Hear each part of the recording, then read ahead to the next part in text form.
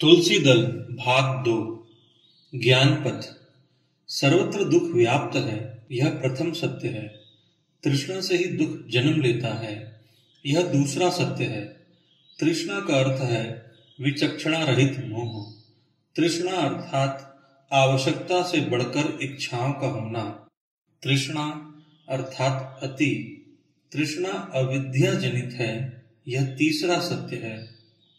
आध्यात्मिक विद्या की कमी को अविद्या कहते हैं। अविद्या को अष्टांग मार्ग से ही दूर किया जा सकता है, यह चौथा सत्य है। अष्टांग मार्ग अर्थात सही दृक्पथ, सही इच्छाएं, सही बात, सही जीविका, सही व्यवहार शैली, सही श्रद्धा, सही एकाग्रता और सही ध्यान के साथ होने वाली पूरी आध्यात्मिक साधना की रीति। प्रकृति सदैव विद्यमान है, परंतु निरंतर अपना रूप बदलती रहती है। ऐसी निरंतर परिवर्तनशील प्रकृति में हम जी रहे हैं। हमारे आसपास के सभी विषय सदा बदलते रहते हैं। इस सच को हमेशा याद रखना ही ज्ञान पथ में चलना कहा जाता है। इसी प्रकार हर प्राणी में रहने वाला मैं भी प्रकृति का एक अंश ही है। मैं भी हमेशा परिवर्तनशील भावनाओं का समुदाय है। वास्तविकता में मैं कहीं नहीं है, लेकिन मैं एक चीज है। हर पल इस सत्य में जीना ही ज्ञान पथ में जीना है। प्रत्येक कार्य करते हुए मध्य मार्ग में रहना ही ज्ञान पथ में जीना है। अहिंसा परमो धर्मः। सत्य तो यह है कि शारीरिक हिंसा ही वास्तविक हिंसा है, क्योंकि मानसिक हिंसा तो दूसरों की अनुमति से होती है। सदैव अहिंसा में जीना ही ज्ञान पथ में जीना है। प्रत्येक कर्म का प्रतिकर्म होता है, यही कर्म सिद्धांत कहलाता है। इस सच्चाई को सदा याद रखना ही ज्ञान पथ में जीना है। सबसे सब कुछ सीखना ही प्रज्ञा कहलाता है। प्रज्ञा पथ ही ज्ञान पथ है। सदा सभी लोगों को सिखाना ही करुणा है। करुणा पथ ही ज्ञान पथ है। समस्त प्राणियों से हमेशा दोस्ती का भाव रखना है। दोस्ती का पथ ही ज्ञान पथ है। उदाहरण है गौतम बुद्ध। गौतम बुद्ध एक असाधारण सत्य परिशोधक है। गौतम बुद्ध एक असाधारण ध्यान योग परिसाधक है। गौतम बुद्ध एक असाधारण कर्म सिद्धांत के परिबोधक हैं। गौतम बुद्ध असाधारण ध्यान और ज्ञान परिप्रचारक है। जो लोग ज्ञान पथ में प्रवेश करना चाहते हैं, उन सबको उन्हीं की तरह सत्य का परिशोधक, कर्म सिद्धांत का परिबोधक और ध्यान योग परिसाधक तथा ध्यान ज्ञान परिप्रचारक बनना चाहिए। ज्ञान पथ में यात्रा करने का मतलब यही है। सभी पिरामिड मास्टर्स ज्ञान पथ पर चल रहे हैं। श्री सत्य साईं। इस दुनिया में दो तरह के लोग रहते हैं, एक तो नास्तिक और दूसरे आस्तिक।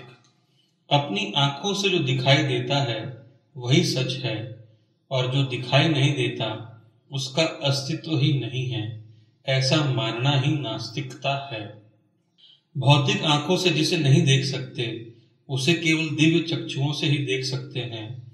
वह आत्म तत्व ही समस्त भौतिकता का मूल आधार है, ऐसा मानना ही आस्तिकता है। सृष्टि के आरंभ से ही नास्तिकता और आस्तिकता के बीच संघर्ष होता रहा है। नास्तिक लोग हमेशा दुखी जीवन बिता रहे हैं और आस्तिक लोग हमेशा आनंद पूर्वक जीकर नित्य प्रगति को प्राप्त कर रहे हैं। समय समय पर स्वच्छ आस्तिकता का प्रबोध कराने के लिए महापुरुष धरती पर अवतार लेते रहे हैं। ऐसे महापुरुषों में आज के सत्य साईं अग्रगण्य हैं। मूर्ख नास्तिक लोगों को विज्ञ आस्तिक बनाना ही उनके जीवन का ध्येय है।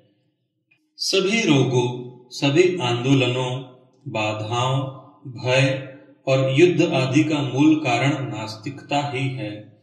समस्त सिद्धियों, सौभाग्य और स्वास्थ्य आदि का मूल स्वच्छ आस्तिकता ही है। श्री सत्य साईं के त्यागमय जीवन के द्वारा इस दुनिया के लाखों मूर्ख नास्तिकता से स्वच्छ आस्तिकता की ओर आ चुके हैं और आ भी रहे हैं। श्री सत्य साईं ग्रैंड मास्टर जी को पिरामिड स्पिरिचुअल सोसाइटियों के सभी ध्यानियों और मेरी ओर से विनम्र प्रणाम। मगर स्वच्छ आस्तिकता से हमें और आगे बढ़ना है। हमें अपने सहज सिद्धत्व और सहज बुद्धत्व को प्राप्त करना है। श्री सत्य साईं के मार्ग पर चलते हुए हमें भी उन जैसा त्यागी बनना है, तभी उन्हें सच्चा आनंद मिलेगा। इसी प्रकार गौतम बुद्ध जैसे लोगों के मार्ग पर चलकर क्रमशः सभी को सिद्धत्व और बुद्धत्व प्राप्त करना है। यही वे चाहते हैं और पसंद करते हैं। निरंतर ध्यान साधना से ही सिद्धत्व की सिद्धि होती है। ध्यान साधना का मतलब केवल आनापान सति या विपश्यना साधना ही है। निरंतर ज्ञान और ध्यान बोध से ही हम बुद्ध हो जाएंगे। हमें पहले नास्तिक लोगों को आस्तिक बनाना है, फिर आस्तिक लोगों को विकसित होकर आध्यात्मिक शास्त्रज्ञ बनाना है। ध्यान से ज्ञान, ज्ञान से मुक्ति।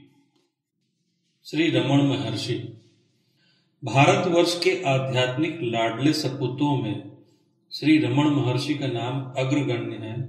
बचपन से ही उनमें ज्ञान का उदय हुआ और वे बंध विमुक्त होने के लिए उत्सुक हो गए। अपने जीवन में उन्होंने एक भी बात व्यर्थ नहीं कही। आत्मनिष्ठा और ब्रह्मनिष्ठा में हर पल बिताया। मैं कौन हूं, इस प्रश्न के विचार और विश्लेषण के महाअवतार है महर्षि जी। अपने आप को पूरी तरह समझकर जीना ही महान जीवन है, अन्यथा प्रत्येक पल भय और चिंता से युक्त है। पिरामिड स्पिरिचुअल सोसाइटी के सभी ध्यानियों ने भी उन्हीं की तरह अपने आप को समझ लिया है और इसलिए आज वे अपने दिव्य जीवन के हर पल को सुख से जी रहे हैं। मैं को जानने के लिए चित्त को पूरी तरह से शून्य होना चाहिए, तब एक नए मैं से परिचय होता है। यह मैं समस्त विश्व में फैला हुआ है। सारी सृष्टि में व्याप्त यह मैं पहला सृष्टि करता है। रमण महर्षि को जो साध्य हुआ वह सबको साध्य होता है। सभी देशों तथा कालों में ये आध्यात्मिक नियम सभी वर्णों, कुलों तथा व्यक्तियों के लिए बराबर है। पिरामिड स्पिरिचुअल सोसाइटी के सभी लोग इन आध्यात्मिक सूत्रों को पूरी तरह समझ चुके हैं और अन्य लोगों को भी सिखा रहे हैं। प्रत्येक व्यक्ति को महर्षि होना चाहिए। महर्षि अर्थात महान ऋषि अथवा महान दृष्टा या ऐसा व्यक्ति जिसके पास दिव्य चक्षु है। प्रत्येक व्यक्ति को उन्नत होकर ब्रह्म ऋषि होना चाहिए। ब्रह्म ऋषि का मतलब है जो सृष्टि का निर्माण जानता है। सभी लोगों को महर्षि और ब्रह्म ऋषि होने की आवश्यकता है। इसके लिए आनापान सति विपश्यना ध्यान ही एकमात्र मार्ग है। ध्यान वरम व्यक्ति को महान बनाने वाली एकमात्र प्रक्रिया है ध्यान। ध्यान मनुष्य को दिव्य बना देता है। ध्यान से आध्यात्मिक संपदा बढ़ जाती है तथा सुख, संतोष और ब्रह्मानंद की प्राप्ति होती है। ध्यानी के जीवन में कुछ न होते हुए भी सब कुछ है। वह सदैव प्रसन्न रहता है। ध्यान संपूर्ण कैवल्य साधन का मार्ग है। ध्यान करने का अर्थ है परमात्मा बनकर परमात्मा में लीन होना। हम सब विश्व शक्ति के ही रूप हैं। ध्यान करने से अपने अंदर की विश्व शक्ति का विस्तार हो जाता है। ध्यान मनुष्य के लिए ईश्वर की एक महान और अद्भुत देन है। ऐसा कहना अतिशयोक्ति नहीं होगी। ध्यान ही सुंदर है, ज्ञान ही सौभाग्य है, ध्यान ही जीत है, ज्ञान ही विजय है। ज्ञान पथ की दीपिकाएं। संसार ही निर्वाण है, निर्वाण ही संसार है। देह ही मंदिर है, घर ही आश्रम है, जीव ही भगवान है, भगवान ही जीव है, मैं ही तुम हो, तुम ही मैं हूं, मैं ही सब कुछ हूं, सब कुछ मैं ही हूं। यहाँ जैसा है ऊपर भी वैसा ही है, ऊपर जैसा है वैसा ही यहाँ भी है।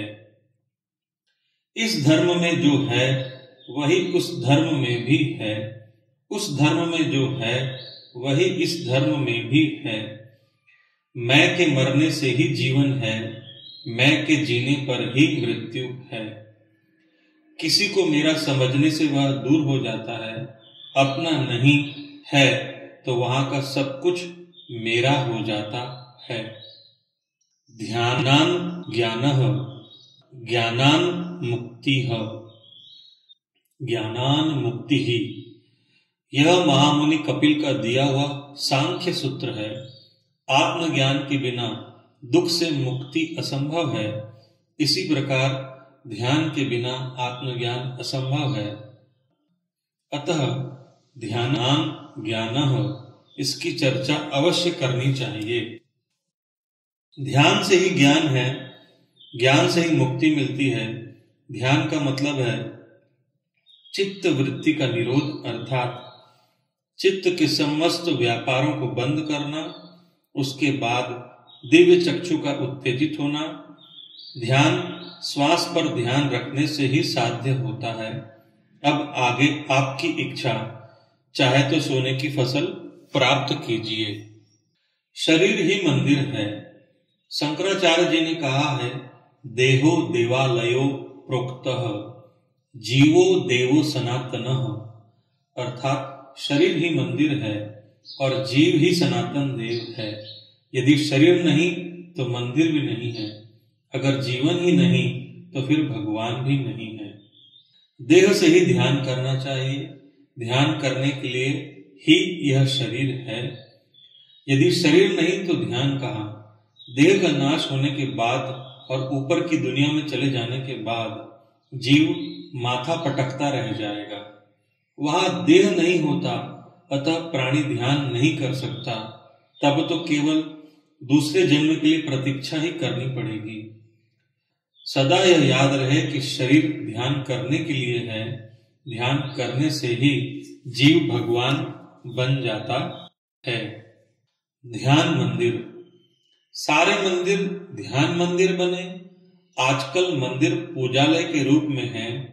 आजकल वे पुजारियों के लिए घर तथा स्त्रियों के लिए वार्तालाप स्थल बन गए हैं। अतः तुरंत सारे मंदिर ध्यान केंद्र बने, सारे मंदिर ध्यान साधना स्थल बने, सारे मंदिर ध्यान शास्त्र के प्रशिक्षण स्थल बने, सारे मंदिर आत्मज्ञान केंद्र बन जाए, सारे मंदिर ध्यान मंदिर हो जाए।